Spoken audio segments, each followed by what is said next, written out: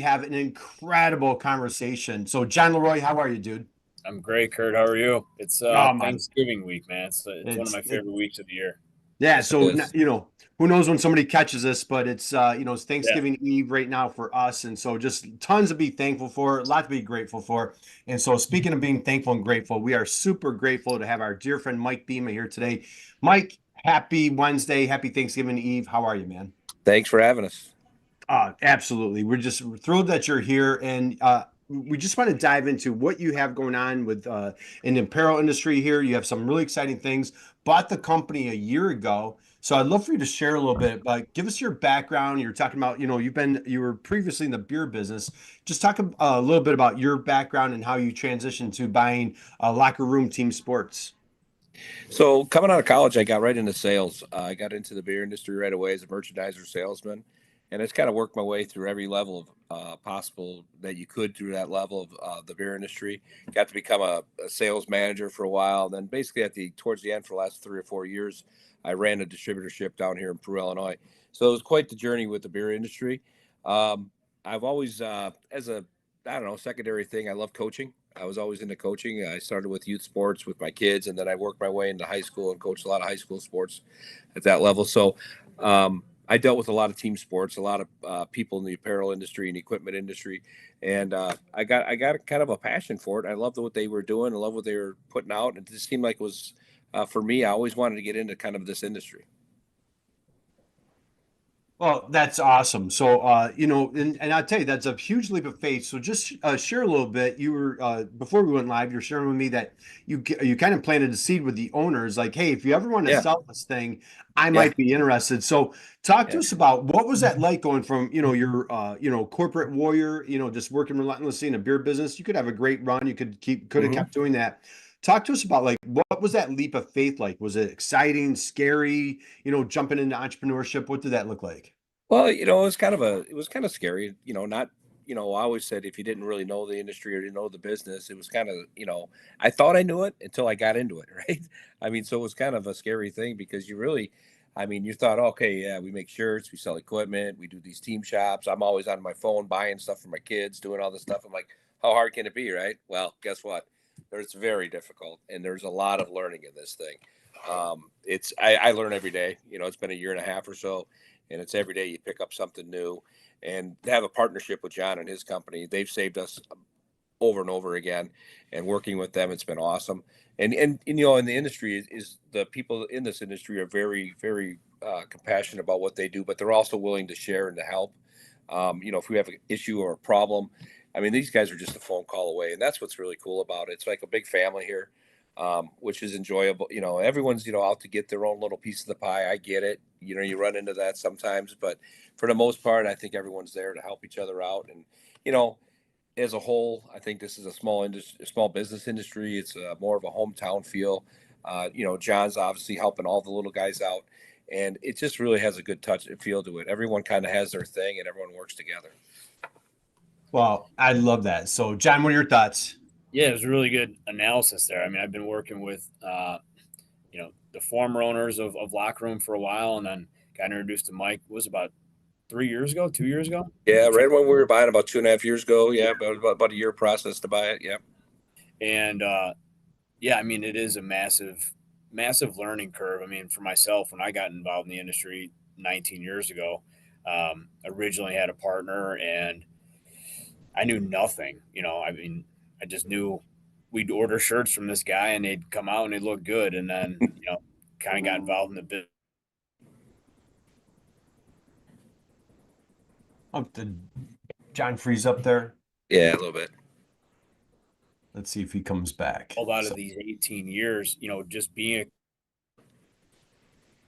I'm back in the lab and I'm working out and I'm doing this to get better, bigger, faster, stronger than the other guy. And I don't want him in here. I don't want to see what he's doing, or I don't want to share his secrets. And as I've grown in the industry and really kind of moved into this niche completely, wholeheartedly, um, you do find these opportunities with the right people to make these collaborations and really make it work. And it is really powerful because, especially in this group at Sports Inc., you really are working with like the small business Main Street America where these people are the life and blood of their towns, where they're the employers. Everyone goes into a sporting goods store. You have that feel good moment. You build that relationship, and these are lifelong family businesses, sometimes 2, 3, 4 generation businesses. And I'm just so honored to be able to work with these awesome communities and awesome people like Mike and all the team at Locker Room, to really do make an impact. I mean, Kurt, we talk about all the time. Yeah, we put ink on shirts, but we make memories, not just T-shirts, right? And same thing with Mike and what he's doing at the local level. It's really powerful.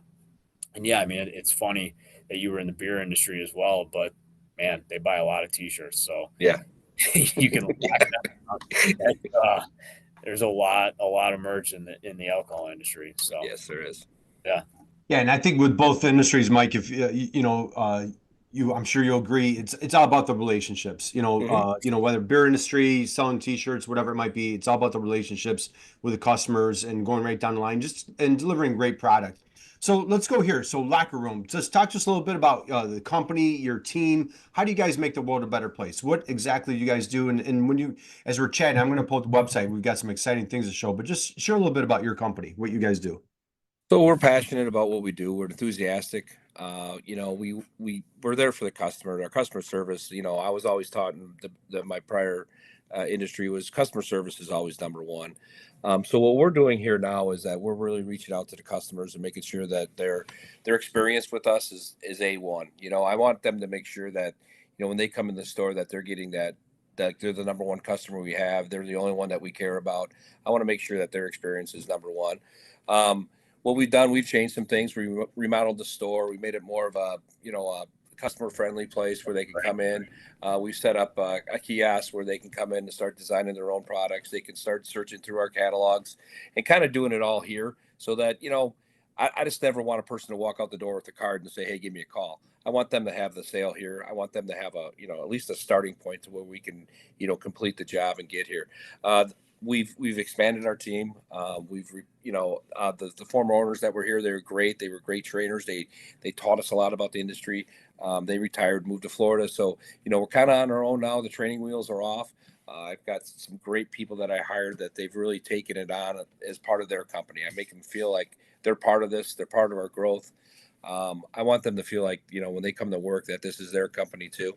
So that's where we're at, and we're continuing to grow. I mean, we're not done yet. We want to continue to get bigger and get more, more space. We're looking always for more space and more time, but we do run into those roadblocks, and that's where my buddy John comes in, and he helps us out, and that's fantastic. It's unbelievable. Wow, I love that. Not done yet. What do you attribute there's fresh blood, new energy. Maybe you're seeing it from a different lens. Sometimes as business owners, you kind of get in a little bit of that trap of like doing it, Mhm. this is how we've always done it.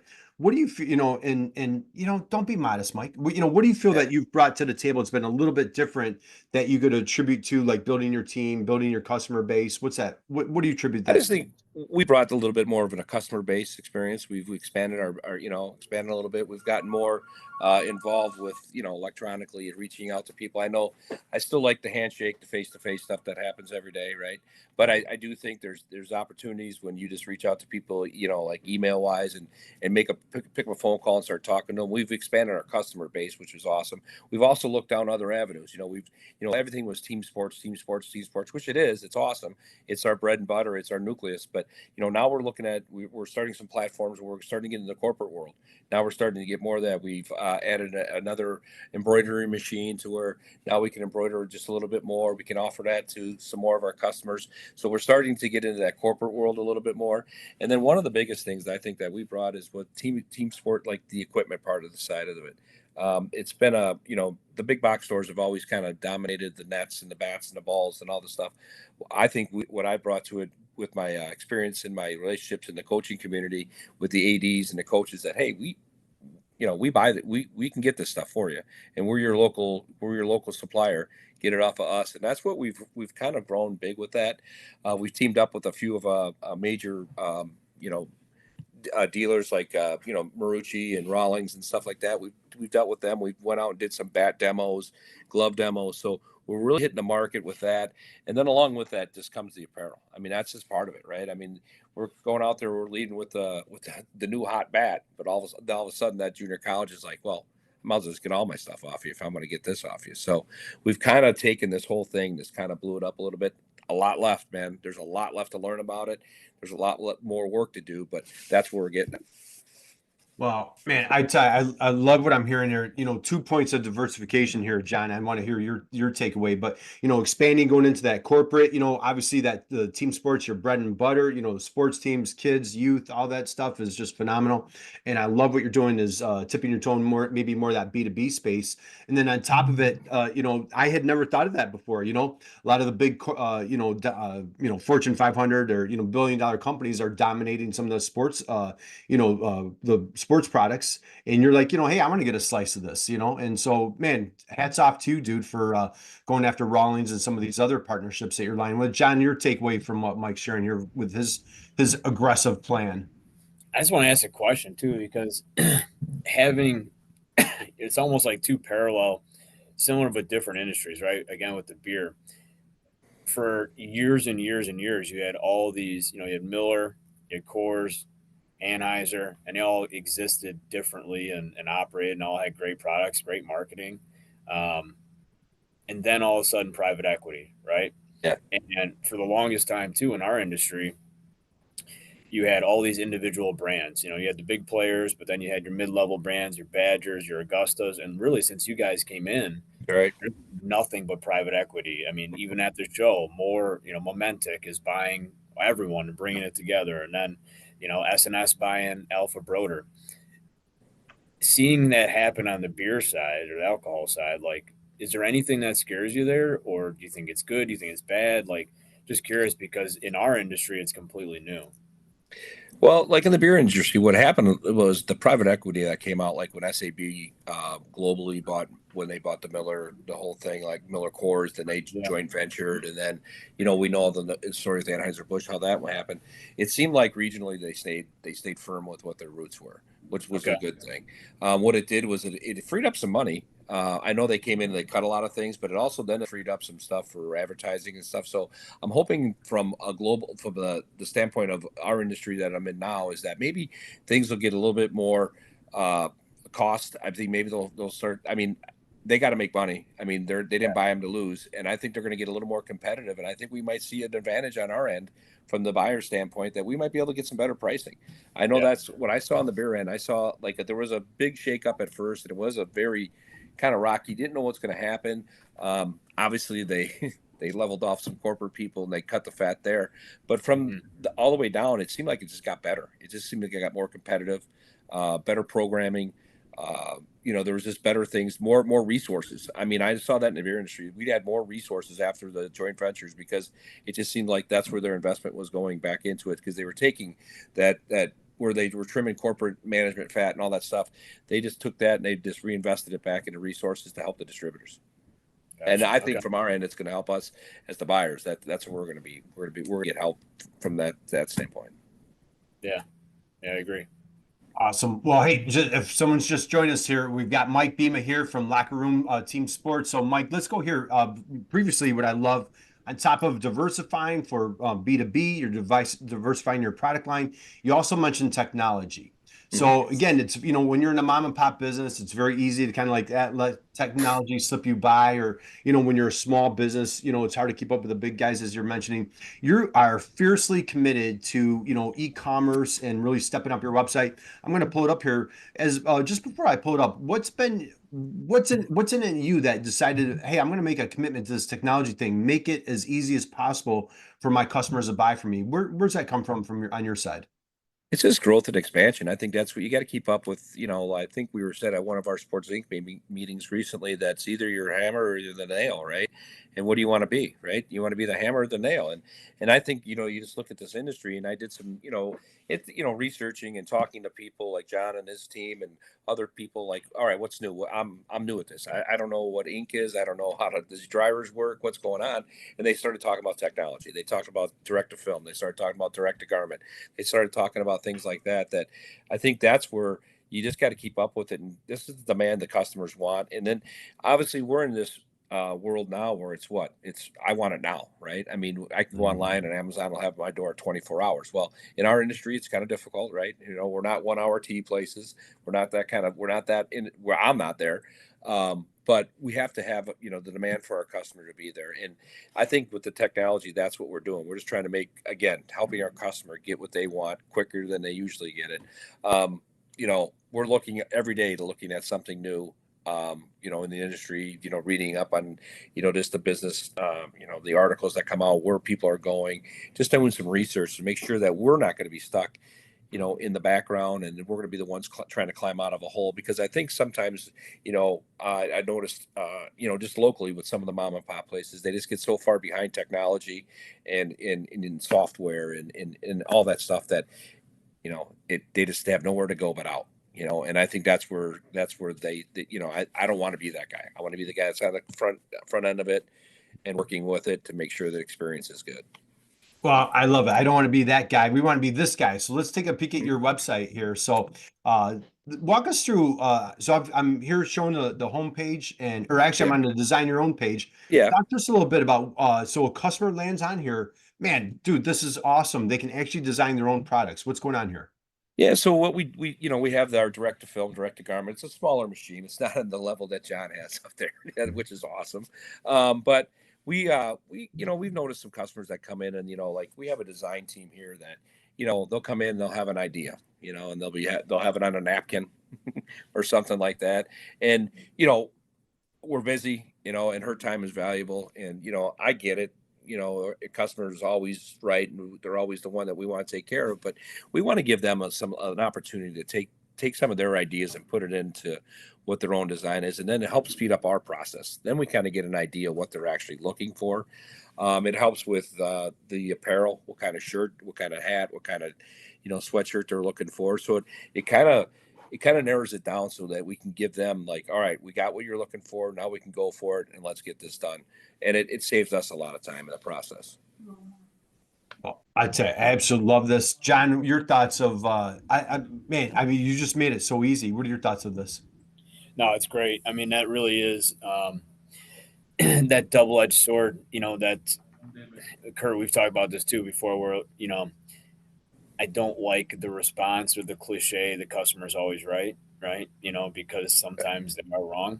And unfortunately, like Mike's saying, sometimes you get a walk in, and when you build this great space like they have, you invite a lot of people in. And sometimes when someone's coming in for that one or two shirt and they might take up 4 to 5 hours of someone's time, it's you never knew who that person is going to turn into. And you don't want to turn away. We also want to provide a solution that allows that person to take the bull by their horns, and let them say, hey, here's a technology. Go spend some time and do this. Try and play around with it, and then once we get ready for production, we'll let you know if it's ready to go or not. But and then I mean that's just for the walk-in type stuff, Mike. But like Mhm. there is a lot of value because you definitely see. I mean, just look at the trade show, for example, right? Like Mhm. I think it was maybe you or a couple other guys stopped by the booth that said, they don't get as much time to walk the show floor No. because I got a meeting at Sanmar, I got a meeting at Under Mhm. Armour, meeting at Adidas, and the whole reason for that is, again with COVID, I think they looked at it as an advantage and a way to trim fat. We're like, hey, we don't need to go store to store anymore and show the fall line and show the spring line.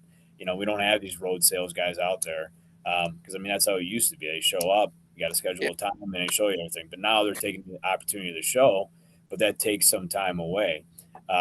Conversely, right? Like how do you get that time, but also enable your customer to do that because not every customer wants to be talked to. I mean, like you see with the younger people, I'm Yeah. like, pick up the phone, call these people. Yeah. Well, I prefer to email type thing. So, Mhm.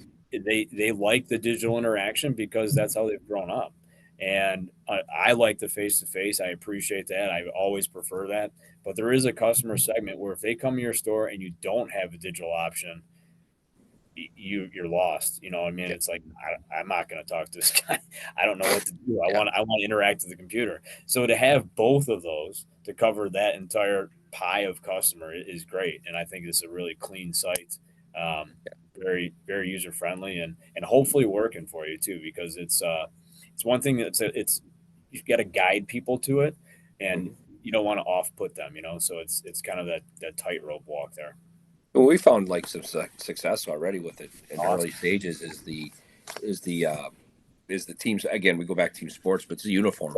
I mean, you get all these travel teams that come in and they're the Vandals, they're the Predators, they're the Legends, they're this, they're that. And they're like, well, design me a jersey. Well, what are your colors? What are you doing? I mean, Right. so now we guide them over here. They get into the Champro, they get in the Rawlings site, they get into something like that, and then they send us their design of their hat and stuff, and it just then we can tweak it, and make it 100% correct, and then it just helps us speed along the process.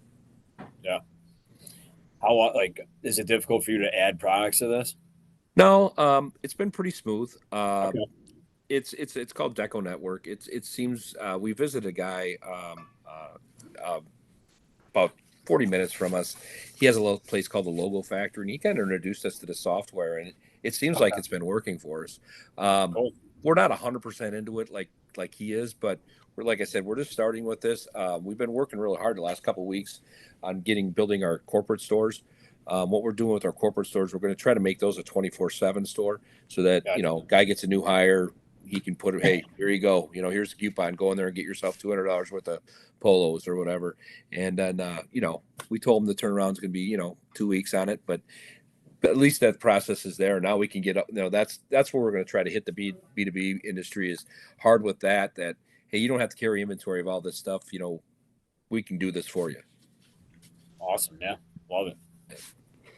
Yeah, gearing up for greatness. So kudos, Mike. This is a phenomenal website. Looks fantastic, professional. And I tell you, one of the taglines that John always like to say is like, how do you help that ideal customer make a buying decision on a Friday night at midnight without having to wait for you to open up your doors on Monday morning? Right. And say like, Friday night at midnight or, Yeah. Thanksgiving weekend, somebody can sit there and like design their own Yeah. vest, their own sweatshirt, t-shirt, hat. So again, I just absolutely love the direction you're going here. Let's go here. You are a newish entrepreneur. We always like to say it takes a village to raise a child. Well, it takes a village to raise a business.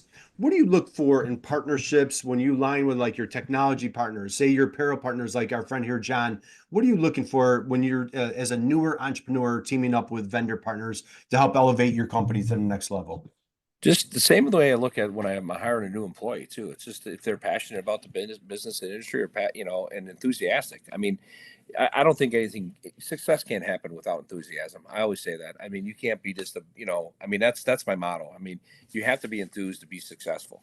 And if you can't do that, when you're out there seeking, like we dealt with a guy from Hirsch Technologies. I don't know. He was one of the guys that helped us along the way in picking out our new machine. And his name's Kurt. Great. I mean, passionate, just a great guy. I mean, he called us, picked up the phone. Hey, what do you guys need? Are you there? Our friends at Samar, with Ben, he's always like, hey, Mike, if you need something, just give me a call. Their customer service. Melissa, are you there? That's why we do business with them. I mean, there's a lot of people